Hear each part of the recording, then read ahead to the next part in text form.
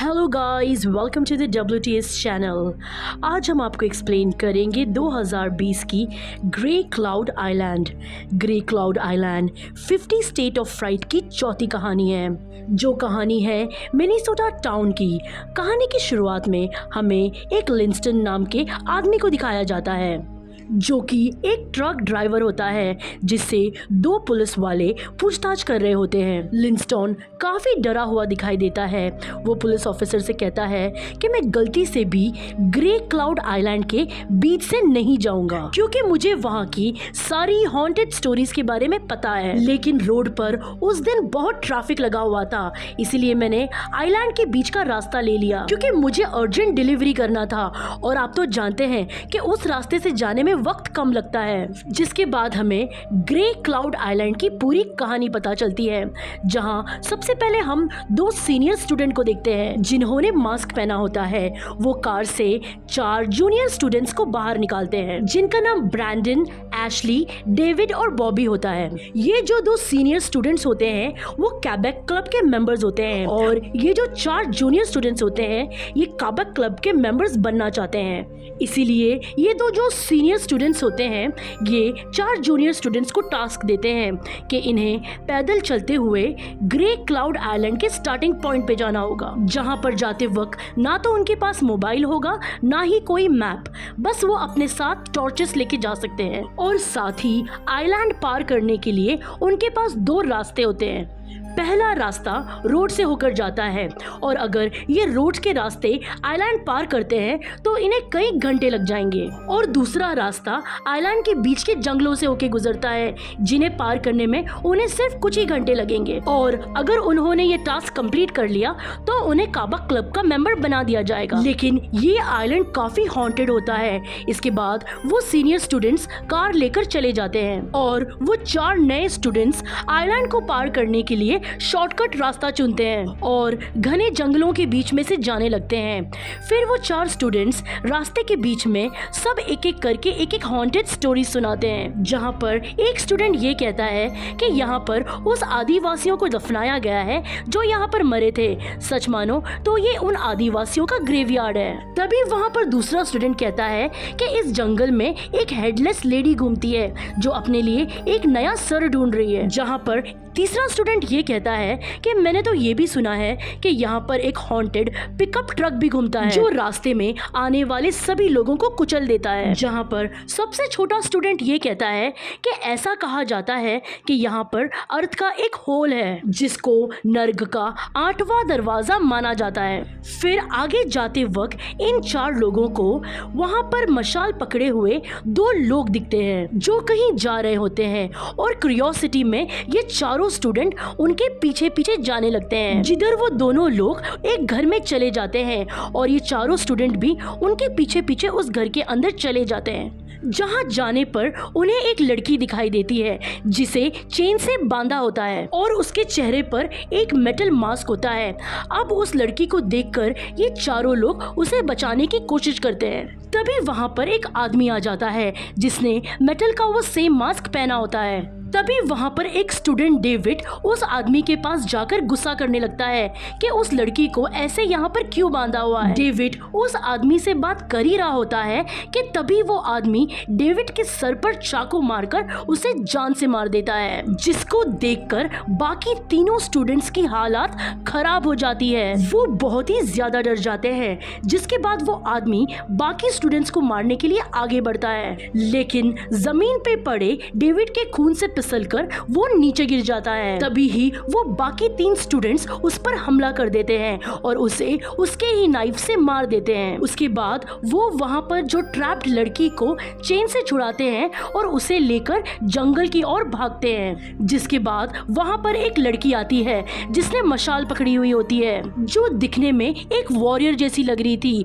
वो वहाँ पर उन खाली चेन्स को देखती है और फिर उन स्टूडेंट्स को ढूंढने लगती है। फिर उसके बाद वो सभी स्टूडेंट्स उस लड़की के साथ भागते हुए एक अर्थ होल के पास आके रुकते हैं। ये वही होल होता है जो हेल का 8वां दरवाजा होता है। फिर हम वो 2 सीनियर स्टूडेंट्स को कार में बैठा हुआ देखते हैं, जो म्यूजिक सुन रहे होते हैं। तभी वहाँ पर उनको कार के पास कुछ हलचल होते हुए सुनाई देती है और जैसे ही वो कार की हेडलाइट ऑन करते हैं उन्हें तभी वहाँ पर वही वॉरियर लेडी दिखती है जो अपने दो साथियों के साथ खड़ी हुई होती है। वो लेडी और उसके दो साथी उन दो स्टूडेंट्स को मार देते हैं। उसके बाद हमें वो 3 जूनियर स्टूडेंट्स को दिखाया जाता है जिनको जंगल के पास एक घर दिखाई देता है जहाँ पर वो मदद मांगने के लिए चले जाते हैं। वो घर एक ओल्ड लेडी का है जो वहाँ पर अकेली रहती है। वो सभी वहाँ पर जाकर उस ओल्ड लेडी से मदद मांगते हैं। वो ओल्ड लेडी उन सबको वहाँ देखकर डर जाती है जहाँ ब्रैंडन उस ओल्ड लेडी को समझाने लगता है कि हम सब एक मुसीबत में फंस गए हैं और हमें आपकी मदद चाहिए। जिसके बाद ब्रैंडन उस लड़की के मास्क और हथकड़ी को तोड़ने के लिए एक कटर लेने के लिए किचन में चला जाता है और बॉबी पुलिस को कॉल मिलाने के लिए एक फोन ढूंढता है जहाँ एशले उसी लड़की के साथ वहाँ रुकता है। तभी एशले उस ओल्ड लेडी से पूछता है कि आपके पास कोई हथियार है, जिस पर वो ओल्ड लेडी मना कर देती है और चाय बनाने के लिए किचन में चली जाती है जहां पर बॉबी पुलिस को कॉल लगा चुका होता है। तभी वहां पर पीछे से ओल्ड लेडी आकर बॉबी पर हमला कर देती है और चाकू से उसका गला काटकर उसे जान से मार देती है। जिसके बाद वो कॉल पर पुलिस ऑफिसर को बहाना बनाते हुए ये भी कहती है कि मेरे ग्रैंडसन ने मजाक में आपको कॉल लगा दिया। फिर वो दूसरी लड़की वहां पर दीवार पर एक तस्वीर को देखती है जिसमें वॉरियर्स डीमन से लड़ रहे होते हैं। दूसरी तरफ ब्रैंडन को किचन में बहुत सारे हथियार दिखते हैं जिसको देख के ब्रैंडन हैरान हो जाता है। लेकिन तभी वो ओल्ड लेडी ब्रैंडन को बाहर से लॉक कर देती है और घर की लाइट ऑफ कर देती है।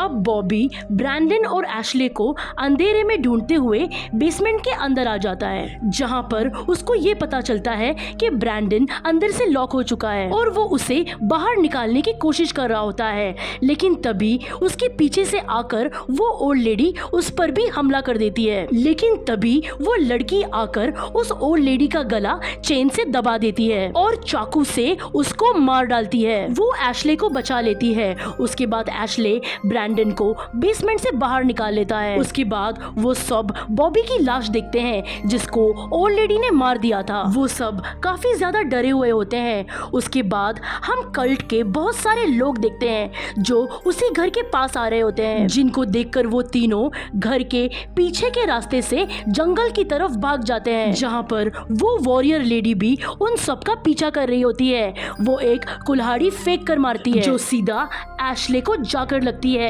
जिससे उसकी भी जान चली जाती है। जिसके बाद अब ब्रैंडन और वो लड़की ही बचे हुए होते हैं। ब्रैंडन बहुत ज्यादा डरा हुआ होता है, उसे कुछ भी समझ नहीं आता।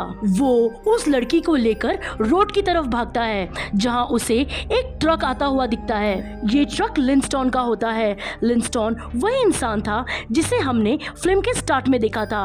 वो लिंस्टॉन से लिफ्ट मांगता है। फिर तभी उसके ट्रक पर एक कुल्हाड़ी आके लगती है जो वॉरियर लेडी की होती है। तभी ब्रैंडन और वो लड़की उस ट्रक पर चढ़ जाते हैं। लिंस्टॉन भी वॉरियर लेडी को अपनी तरफ आता देख ट्रक को जोर से भगा देता है जहां पर वो सभी उस वॉरियर लेडी से तो बच जाते हैं। लेकिन जब ब्रैंडन उस लड़की के फेस पे वो मेटल की मास्क को एक रॉड से हटाता है तब उस लड़की के चेहरे को देखकर उसके होश ही उड़ जाते हैं।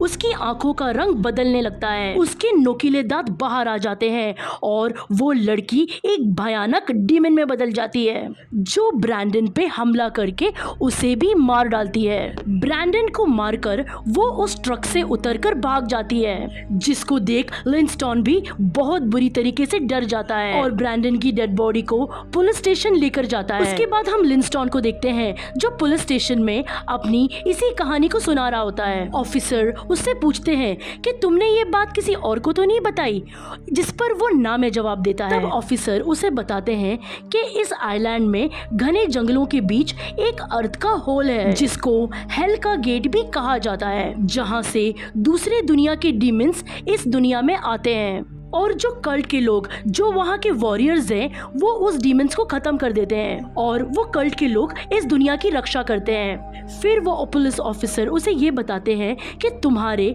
और उन स्टूडेंट्स की वजह से वो डीमन अब आजाद हो चुकी है। जिसके बाद एक ऑफिसर लिंस्टन को पीछे से दबोच लेता है और उसे भी मार डालता है ताकि इस बारे में किसी को भी पता ना चले, क्योंकि ये एक राज है और इस राज को राज ही रहना चाहिए। जिसके बाद ये ग्रे क्लाउड आइलैंड की पूरी कहानी खत्म हो जाती है। उम्मीद करते हैं कि आपको ये कहानी अच्छी लगी होगी। अगली बार हम फिर मिलेंगे एक नई और इंटरेस्टिंग कहानी के साथ। अगर आपको हमारी एक्सप्लेनेशन अच्छी लगी हो तो वीडियो को लाइक या डिसलाइक ज़रूर कर दें, और अगर आप हमारे चैनल पर नए हैं तो प्लीज़ हमारे चैनल को सब्सक्राइब करें। Thanks for watching.